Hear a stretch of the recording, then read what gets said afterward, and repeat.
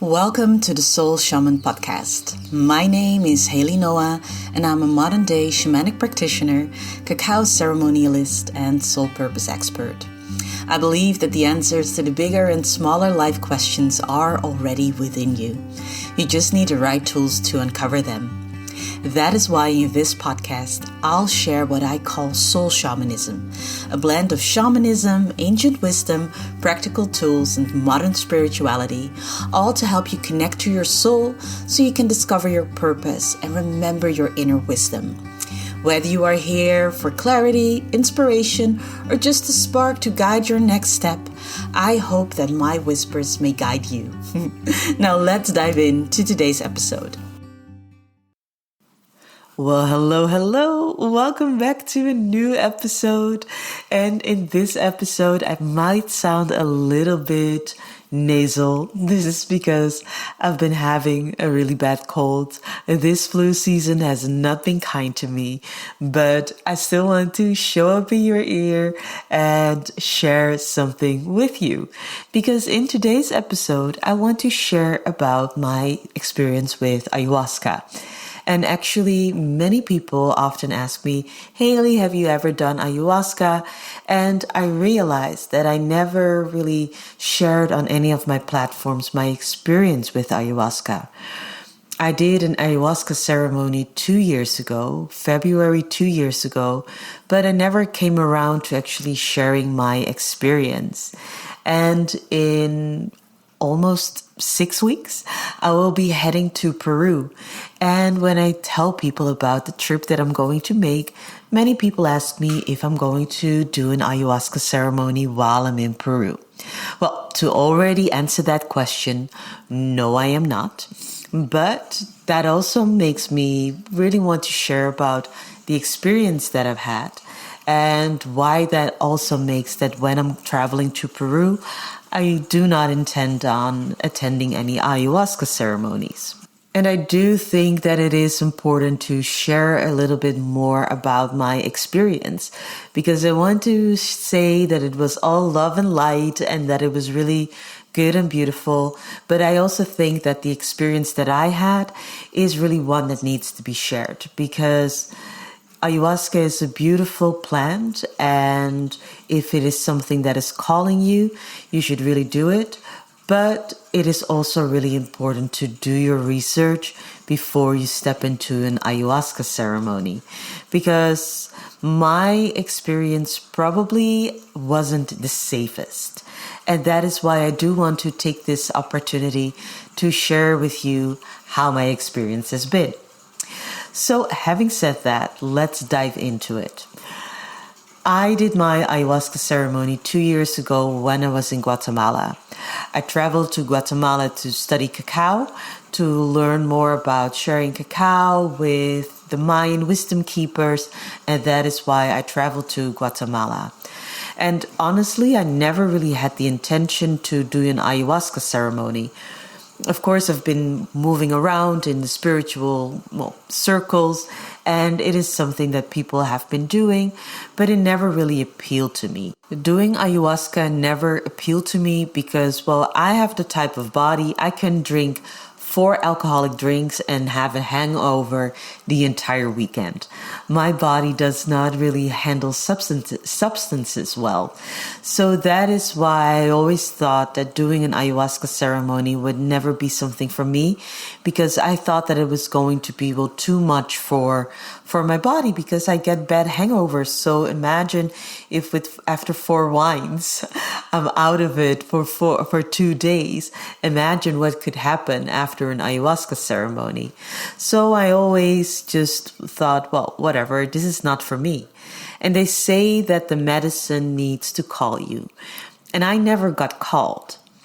Up until when I was traveling 2 years ago, and one evening I found myself writing in my journal, and there was something that I really wanted to get more clarity on, but somehow, I felt a little bit stuck about it. And I found myself writing down in my journal, maybe one day I will try an ayahuasca ceremony or a plant medicine ceremony and see if something may come up for me that is going to help me. Well, the next day I was on Instagram and I saw that right where I was going to be in Guatemala, that they were organizing an ayahuasca ceremony. A shaman from Peru was going to be there from the Shipibo tradition, and they were offering ayahuasca ceremonies. And the timing of this ceremony was perfect. It was right after my cacao trainings, just before I had to leave and go back to the Netherlands. So I thought, this must be a sign. So honestly, without doing enough of my research, I also have to be fully honest with that. I signed up. Well, and then I didn't really do my research. I mean, I did look at what the website said, and I trusted that all that was there, that was all fine. So I signed up and I felt nervous, but I also felt like, well, they say that Mother Ayahuasca needs to call you. I received a call, and the next day the opportunity presented itself. So I'm going to do it. So, okay. So for the place where I was going to do my ayahuasca, they told me that on the day of the ceremony, I had to do a fast. And that meant that after 1 p.m, I should not have any foods anymore. And I believe that on the day itself, I was not allowed to eat bananas and avocados and no caffeine. But other than that, there weren't any real restrictions. Now, I didn't really think much of it, to be really honest. But I was traveling, and then a friend of mine sent me a message asking, when will you be back? Because I've done an ayahuasca ceremony in the Netherlands and I really want to tell you about it. So that was a really nice alignment, and we started speaking over WhatsApp, and I told her that I was also going to do an ayahuasca ceremony. And then she asked, but how are you doing your fasting and adjusting your diet while you are traveling? And I was like, well, adjusting my diet, there are no real restrictions. She, on the other hand, was on a restricted diet for 30 days prior to her ceremony. And she also had some restrictions days after her ceremony. And I did not have that. So that was already when I was thinking like, okay, this is interesting. And it made me worry a bit, and I started to research finally a little bit better. And I soon realized that there is a lot of mixed information out there, that some websites say that you need to follow a strict diet, others are less strict. So I wasn't really sure what I had to believe at that point. But, well, I decided to do a little bit of a longer fast on my own prior to the ceremony. While I was in Guatemala, I met some other girls from the Netherlands, and one of them was also an ayahuasca ceremony facilitator in the Netherlands. And when she saw what I was having for dinner at the moment that we met, she also mentioned like, well, this isn't really proper food that you are having prior to your ayahuasca ceremony. So to be honest, at that point, I was done to not do the ceremony anymore because I didn't really feel safe. But eventually I did do the ceremony. I meditated on it, and I did a soul journey to receive guidance on whether or not it was okay for me to go ahead with the ceremony, and all signs were on green. So I decided to do the ceremony. And as you can probably imagine, I was quite nervous going into the ceremony, but I think I would have been nervous about it either way.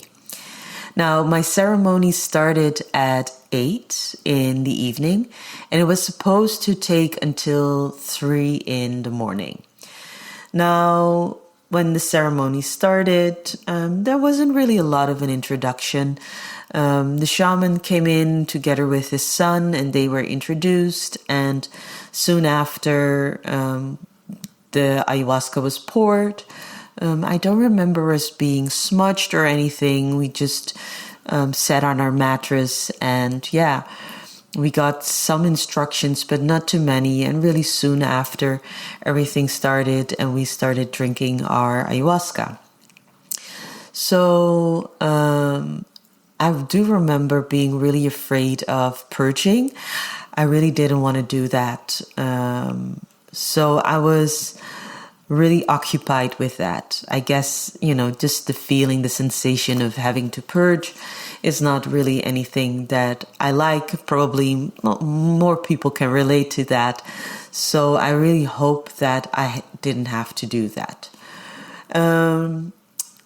So I was really occupied with that, and I had my first cup, and at some point I started to feel something, and I saw some colors and shapes, but I also really remember thinking, oh, is this it? Is this what people are talking about? And because I noticed that my mind was still pretty active, I decided to take another cup. And I took my second cup. Soon after that, I had to purge, and that is when the journey began for me. So I was really nailed to my mattress. My body was just heavy and I couldn't move. That wasn't necessarily uncomfortable. It also wasn't comfortable, but I was just nailed to my mattress. And at some point I knew that people were dancing in the space. That was absolutely not possible for me. My ayahuasca journey was okay. So sometimes you hear stories of people that go through really deep stuff and that it is really a tough journey. For me, that was not the case. I do have to admit that I also asked the plant to be gentle with me, and she was. I traveled to 3 past lives, and I saw myself in those lives, but I never really received the information why I saw those lives. But okay, that happened. My mind continued to be present, because after I went to those 3 lives, there were some intentions that I had that weren't answered, and I remember thinking about them, and then the plant giving me an answer when it comes to those intentions. Now, during an ayahuasca ceremony, the facilitators, the shaman, is singing songs. They are called Icaros, and they are, traditional songs that help you to journey with the plant. The songs are actually really instrumental to being able to, do the journey and to be in the experience. So at some point, I was still nailed to my mattress. I heard the facilitator saying that the shaman and his son were going to sing the last song, and after that the ceremony was going to be over. And even though I was hardly able to move, and I was really still in the experience of the medicine, I was able to lift up my hand to look at my watch, and at this point it was almost midnight. The ceremony was supposed to take until 3 a.m. So 3 hours before the ceremony was supposed to be done, they already said we are going to sing the last song. Now, if everyone would already be obviously done with their journey, then maybe I guess that would have been logical. But I wasn't able to move. I've already said it, but I'm going to say it again. I was nailed to my mattress. I was still deep into the experience, and they decided to end the ceremony. No one ever came to check with me to see if I was okay, if my experience was over, and for me it would be okay to have the journey be done. But they sang their last song, and that was it. The ceremony was done. But I still wasn't able to move. And because they weren't singing any songs anymore, for me also nothing was happening anymore. I wasn't journeying. I went to those past lives, and maybe if the ceremony would have continued, I would have received more information about why I went to those past lives. But I didn't. Nothing new came from me. And that was it. I just had to, wait it out. And I remember really, really clearly that at some point I was able to move my body again. I lifted up my hand. I looked at my watch. And what do you think? It was 3 a.m. So by the time that the ceremony was supposed to be done, that was when my body started to move again, when the plant started to wear out enough for me to, well, gain all of my functions back. So, yeah, at that point, I just went to the restroom and tried to sleep a little bit, and that was it. I was really disappointed. The next morning, with the group, we had some breakfast, and the people who organized it, they spoke English, at least I think they were American. They did ask like, oh, how was your experience? But there was no integration or anything like that. The shaman did ask me how my experience was, but my Spanish at that point was not good enough to really go into a conversation with him. I did not have the clarity of mind to ask someone who could translate for me to, well, help me have this conversation, because honestly, I was still pretty high. I know that that is not how I'm supposed to describe it, but that is how I felt. I wasn't fully back into my body at that moment. And well, we had breakfast and then we were free to go. And I mean, like walking felt really weird still, but I found my way back home, and that was it. And it was up to me to, well, piece everything back together. And I didn't really know how I felt about the experience, but now I do. But before I share a bit more about that, it really took me like a week and a half to fully come back into my body. For days, it felt as if my soul was just hanging halfway in my body, and I wasn't fully there. So that wasn't the best experience for me when it comes to the bodily sensations either. And when it comes to the intentions that I had for the ceremony, they weren't really resolved. So yeah, that was really kind of a disappointment.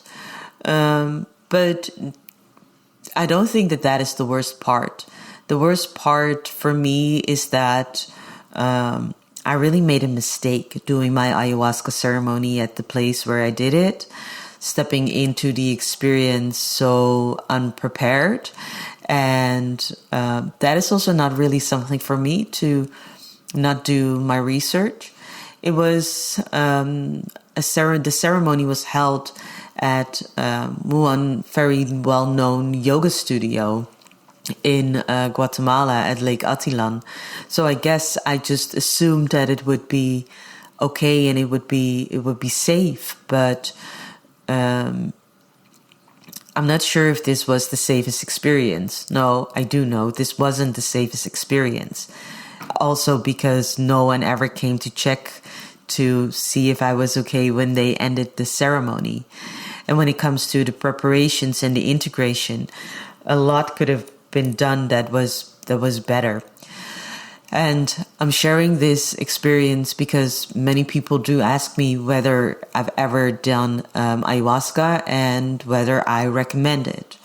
I don't recommend doing ayahuasca at the place where I did it. And if you want to ever do ayahuasca, really do your research and don't do it anywhere. Really make sure that you have some good recommendations and that the people who are facilitating the ceremony, that they really have knowledge and that it's not only about making easy money for them, because that is something that I do see a lot. In my country, in the Netherlands, there are trainings that you can do 5 days and then you are an ayahuasca ceremony facilitator. Listen, I've never done those trainings before, so maybe it is top notch, but I doubt if that is the safest experience that you can have. And today, actually, someone asked me, is it safe to do ayahuasca? And the truth is that it is not without any risks. And if you do it at a place where they're also not taking good enough care of the people who are in their ceremony, then that is what can make it potentially dangerous. So really do your research, and with the knowledge that I have now, I would say if it's some place where they don't offer any preparation and any support in the preparation and any integration and support with that, then that is not a place where you should do the ceremony. I don't know if it is better to do the ceremony in, your own home country. In my home country, in the Netherlands, it is not legal to do ayahuasca, but there are many ayahuasca ceremonies. Nonetheless, that is also a little bit how it works in my country. And I don't know what it would be like, for example, if you would do a ceremony in Peru. And everyone has their own preference, right? So there's not to say that it is better to do it in your home country or in the country where it comes from. It really depends on the place and the facilitators, but also your own preferences and what it is that you want to get out of the experience. Having said that, I don't think that you need to do an ayahuasca ceremony if you want to have a deep spiritual experience. I work a lot with cacao, and I've had cacao ceremonies where I was the participant and I was taken to different worlds, and I had the most beautiful and profound experiences with drinking a cup of ceremonial cacao. And with other techniques like shamanic journeying, you can go really deep. With breath work, you can go really deep. Heck, you can even go deep when you just take a moment to quiet down and write in your journal. You don't need to do a plant medicine ceremony to have deep and profound spiritual experiences, because your soul already knows. So at the end of the day, I do think that that is the only thing that you have to do. Get quiet and listen so that you can hear the voice of your soul, and all that you might be longing for, you can already get it from there. You don't have to travel to the jungle or wherever to get those revelations. You only need yourself and your inner wisdom for that. But if it is something that is calling you, an experience that you would love to have, then of course you do you. I'm not going to say that you shouldn't do it. I just want to tell you that make sure that wherever you do it somewhere where they have knowledge and where it is safe and you are receiving the proper preparation and the proper support in the experience, because that is also going to be really, really valuable. I do feel pretty disappointed that my experience was the way that it was. Also because I think that it will take a really long time before, and if ever, I will try it again. So make sure that you know where you are doing it and know that there are alternatives, and also why you are doing it. It is also really, really important. So this was my experience with ayahuasca. And I know that many people have had amazing experiences. I also know that people have had really challenging experiences. I know people who've done it multiple times and they've had both, where it was beautiful and other times it was really tough and really challenging. And it is an experience in itself. So I hope that my story helps you to gain perspective on what it is that is true for you. And if you have any questions about my experience, please feel free to reach out. I'm happy to share more if that is going to help you make a decision whether or not an ayahuasca ceremony is something for you. So that is all I wanted to say about this for now. Thank you so much for tuning in, and I cannot wait to whisper in your ear some wisdom again next time. Bye. Thank you for listening to the Soul Shaman podcast with whispers from Haley Noah. I hope today's episode inspired you to look within and reconnect with your soul's wisdom. Remember, the answers you are longing for are already inside of you. If you loved this episode, it would mean a lot if you can subscribe, leave a review, or share this episode with someone who might need these whispers too. Until next time, keep listening to the wise whispers of your soul. My name is Haley Noah, and I cannot wait to guide you again in my next episode. Bye.